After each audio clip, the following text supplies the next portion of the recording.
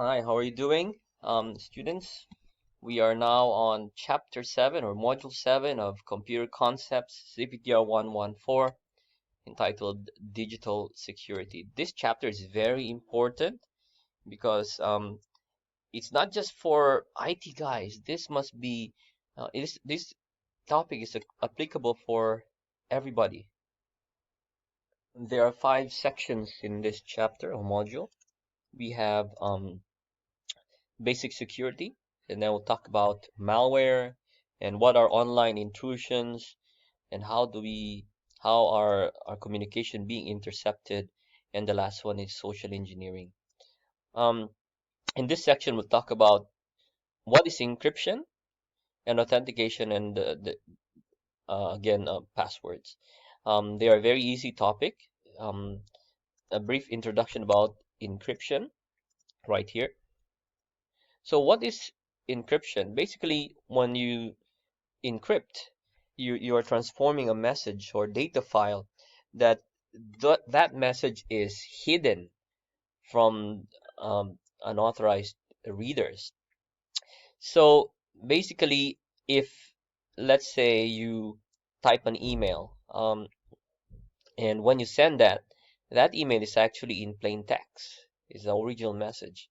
It's not encrypted. So if it's intercepted over the internet, they can clearly and easily read your message. Also with, let's say, websites, for example. Let's say, how do you know if your communication is encrypted? Well, basically, you will see HTTPS, and then let's say PayPal.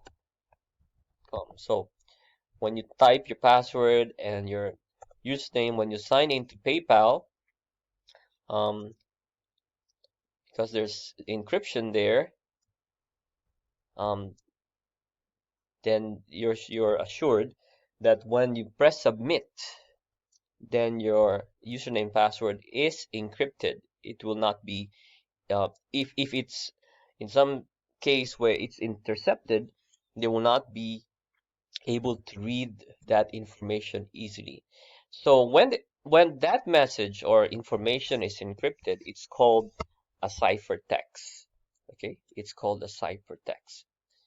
Another term here is decryption, when the ciphertext is converted into plain text again, on the other side, of course, on the receiving side, then that's what we call decryption. There are different kinds of um, what you call that cryptographic algorithm. What is um, cryptographic algorithm? This is an algorithm or procedure or what do you call that? An algorithm on how to encrypt or decrypt a plain text. Um, One of those encryption and decryption standard is AES, for example, or Advanced Encryption Standard. And this is currently used for the World Wide Web. Now, in order for you to decrypt or encrypt or decrypt a plain text, you need to have a cryptographic key or just a key. And this can be a word or a number of phrase that must be known by you and or the receiving side, the receiver, so that you can decrypt if you are receiving or encrypt if you are um, sending an information. So that's cryptographic algorithm. You can actually use Microsoft Word. For example, um, let me create a document. Okay, you can when you type a message or a document. So, for example, book report, and you don't want anybody to read this, you can go to File and you can go to Protect your document. So you can say encrypt with password. So let's say put a password. And so this document is now protected. So let me save that one. Go to the desktop and book report. Click OK, and then let's say I open it. Okay, then there's now a password for that file. So it's good thing to know if you have a document you're working on and you saved it on, or you're working on it in the library or the lab, and you want to protect it just in case you forgot to delete it. You can encrypt it and also protect it with a password, so not just anyone can read it. There are ways to uncover that password, but I think the algorithm to protect this file is much better than the previous versions of Microsoft Word. So now I can read the information.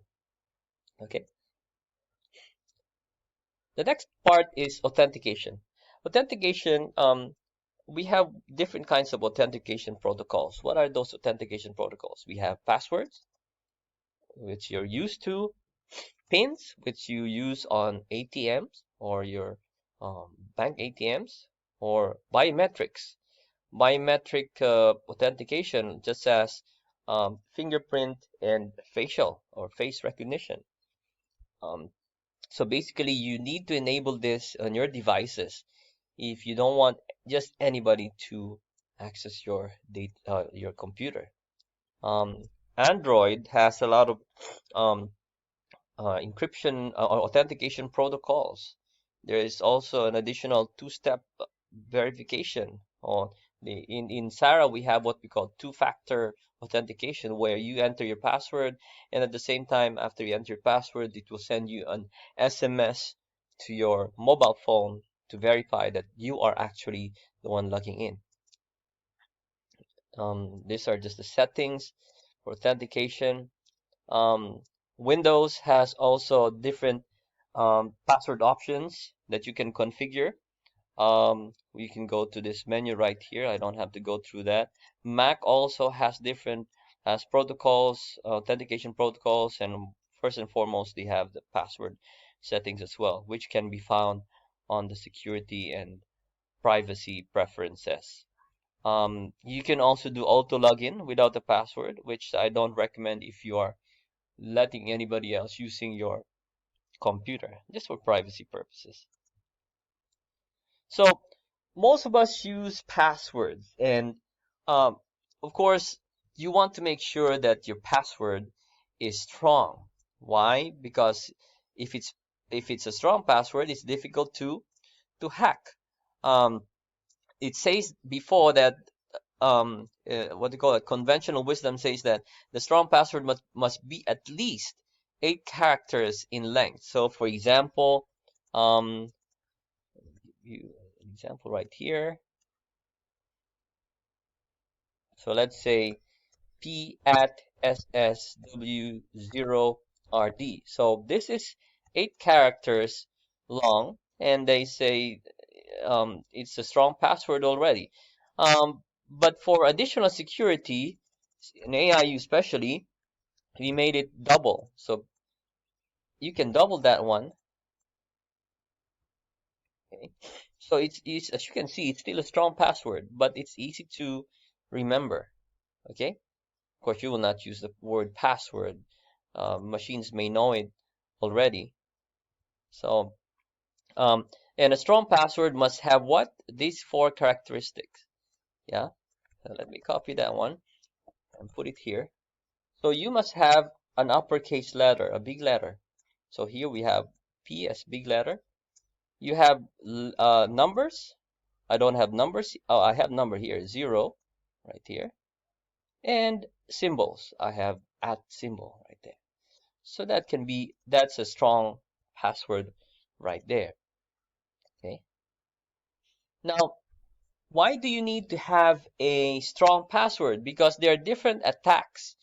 For example, brute force attack. What is a brute force attack? Basically, hackers use a software to guess your password um, many times, thousands or millions of times. Because of the speed of the computers nowadays, it can do that in just a matter of seconds or minutes. Um, it will try every possible password. The good thing is that most systems allow you to log in, let's say, 5 consecutive times, and it will lock you up. For example, our wireless in AIU, if you log in 5 times incorrectly, I mean, you type your password 5 times and it's not correct, it will lock your account automatically. So, which is good. That's an additional security. But if you don't have that security, brute force attack may be possible in your computer.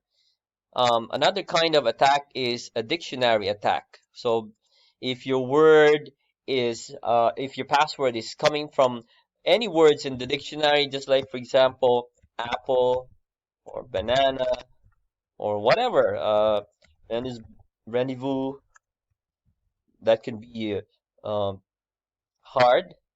Um, but it's in the dictionary. So the software will try to use every possible word in the dictionary, and boom, they can try to guess your password. But then again, if you have limits on how many passwords entries you can try in a single time, on a single in a short time, I should say, then they cannot easily access your computer. Okay, these are dictionary words and numbers.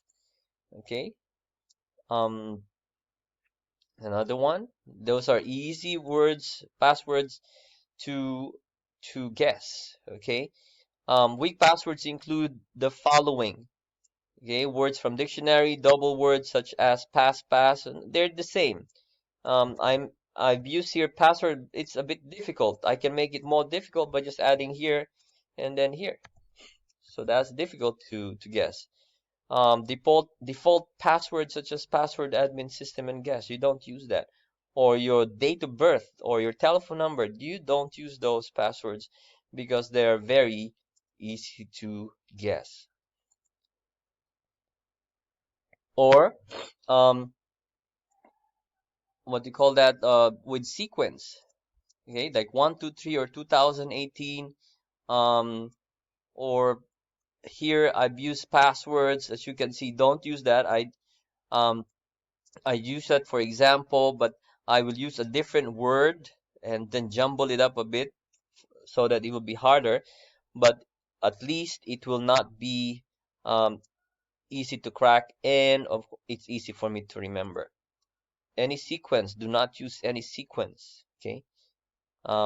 Make your password as strong as possible. So these are guidelines on password. It says aimed 8 to 12 characters. Okay, remember some sites also limit the number of characters you use for a password. Again, you use uppercase numbers and symbols, but some websites also do not accept symbols. So take note when you sign up for on a website, you check why the website is complaining about your password. It will tell you if the system is programmed properly, it will tell you what you are doing wrongly. Here's an example that is a good password. Is a sentence, and then it took every single letter, first letter of the word, and that's a good password that right there. Yeah. Or you can think of a Bible verse and then just take the first letter of each word in that Bible verse, unless you don't know any Bible verse. Okay. Um, I got 1 minute here. The video is only the screencast is limited only to 15 minutes every section. Okay. Do not write down your password anywhere. You have to put it somewhere. You have to save it in your mind. Or if you don't, if you have many passwords and you want to only remember a single strong password, you can do what we call password manager, which we'll discuss in the next section. You can also use encryption on your password managers. Okay, so in the next section, we'll talk about password managers, and that's it for this section.